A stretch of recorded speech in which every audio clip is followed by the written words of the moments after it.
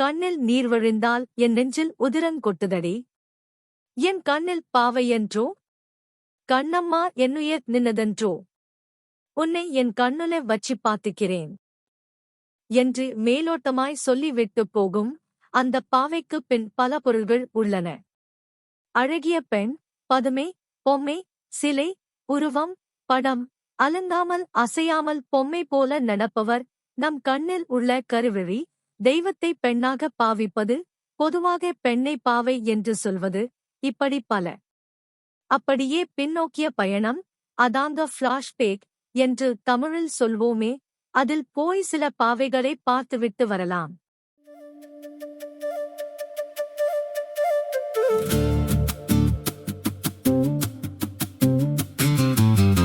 என் கண்ணில் பாவையென்றோ கண்ணம்மா என்னுயிர் நின்னதென்றோ.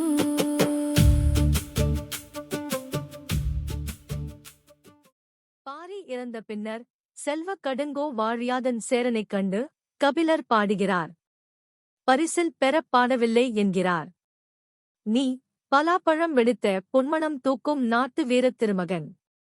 அழகு செய்யப்பட்ட இல்லத்துக்கு ஓவியம் போலவும் பாவை பொம்மை போலவும் விளங்கும் நல்லவளின் கணவன். போன் போல் பூத்துச் சிறிய இலைகளுடன் தோன்றும் உன்னமரம் வாடிய குறியைக் காட்டினாலும் அந்தச் சகுனத்தை பொருட்படுத்தாமல் போருக்குச் சென்று வெற்றி காணும் உன்னத்துப் பகைவன். இப்படி ஒரு காட்சி 10 பாடலில் வருகிறது.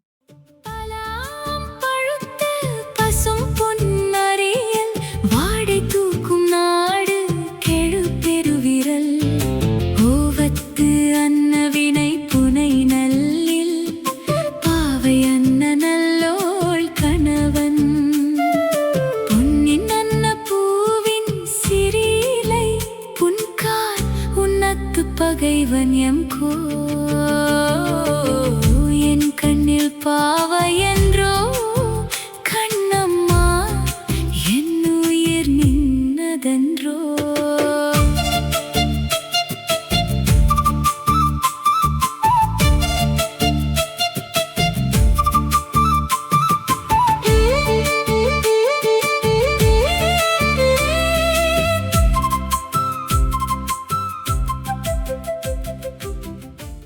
பாவை அண்ணன் நல்லோள் என்பதைத் தொடர்ந்து கொல்லிப்பாவை பக்கம் நம் பார்வையினைச் செலுத்துவோம்.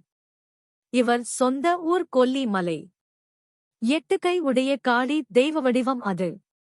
கொல்லிப்பாவையின் திருக்கோயில் அமேசான் காடுகள் போன்ற காடுகளின் நடுவே மலைப்பகுதியில் உள்ளது. இங்கே ஏராளமான மூலிகைகள் இருக்கும். இந்த கோவில் வெறும் தென்னைக் கீற்றுக்களால் வேயப்பட்ட குடிசையாகத்தான் இருக்கும். கதவுகள் இல்லாத நிலையில் வடக்கு நோக்கி அருள் புரியும் கொல்லிப்பாவை எப்போதும் சந்தன காப்பில்தான் காட்சியளிப்பான். அசுரர்களை வதைக்கக்கூடிய வகையில் விஸ்வகர்மாவால் செதுக்கப்பட்ட இந்த கொல்லிப்பாவை அசுரர்களின் வாசம் பட்டவுடன் சிரித்து அவர்களை மயக்கி அழிக்கும் திறன் கொண்டவள். அகநானூறு பாடல் ஒன்றில் இத்தகைய கொல்லிப்பாவை பற்றிய குறிப்பு வருகிறது. தோழி தலைவியைத் தேற்றுகிறாள். என் தோள் பழைய பொலிவை இழந்துவிட்டது. அதனைப் பார்த்து தாயம் நாள்தோறும் வருந்துகிறாள். ஊரே அலர் தூற்றுகிறது. தலையாலங்கான செரு வென்ற நெடுஞ்செழியன் 7 கூட்டணிப் படையை வென்றபோது வெற்றி ஆரவாரம் செய்தது போல அலர் தூற்றுகின்றனர். இருந்தாலும் இப்படி எல்லாம் புலம்பி புலம்பி அழ வேண்டாம். தலைவன் வேங்கட மலையை கடந்து சென்றிருந்தாலும் அவர் உன்னை நினைக்காமல் இருக்க மாட்டார். வள்ளல் ஓரி ஒரு வில் வீரன் வென்ற கொல்லிமலை நாட்டை காரி சேரர்களுக்கு வழங்கினான். கொல்லிமலையில் கடவுள் உருவம் பொறிக்கப்பட்ட பாவை அதில் இருந்தது. அந்தப் பாவை போன்று அழகு மிக்கவள் நீ. உன் அழகே அவர் நினைக்காமல் இருக்க மாட்டார்.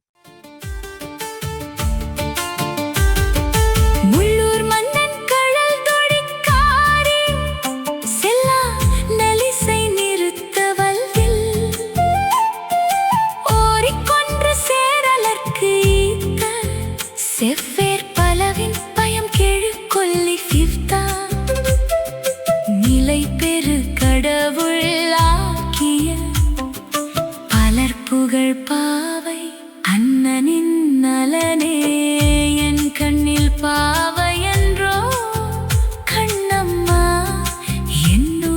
நின்னதன்றோ.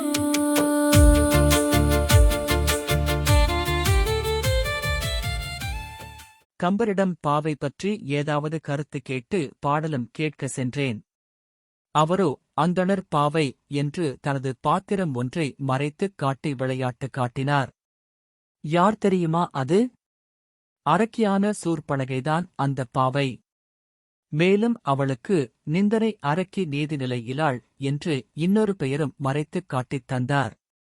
எல்லோரும் பழிக்கத்தக்க அரக்கி என்பதுடன் நியாய நெறியில் நில்லாதவள் என்று பொருளாம். சூர்பனகை சொன்னதைக் கேட்ட ராமனும், இவள் வேறு ஒரு தீவினையைச் செய்ய நினைத்து இங்கு வந்தவள் எனக் கருதி, அழகிய பெண்ணே, நான் மன்னர் குலத்தில் பிறந்தவன், நீயோ அந்தணர் குலத்தில் பிறந்த பெண், மணம் புரியும் சாதி மரபு முறைக்கு ஏற்ற தொன்று தொட்ட ஒழுக்க நெறிக்கு உறுதி அளிப்பது அன்று என்று சொன்னான். 2877 ஆரண்ய காண்டம். சூர்பனகை சூழ்ச்சி படலம்.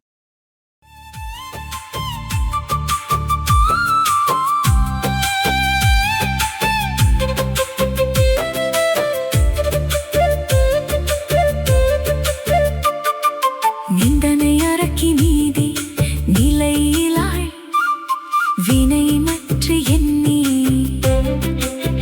வந்தனளாகும் என்றே வள்ளலும் மனத்துள் கொண்டான். சுந்தரி மரபிற்கு ஒத்த தொன்மையின் துணிவிற்று அன்றாள். அந்தணர் பாவை நீயான் அரசரில் வந்தேன் என்றான். அந்தணர் பாவை சூர்பனகை நிந்தனை அரக்கி நீதி நிலையிலாள். சூர்பனகை. கம்பனின் மறைத்துக் காட்டும் பெயர்கள் மேலும் தொடரும். அந்தமான் கிருஷ்ணமூர்த்தி.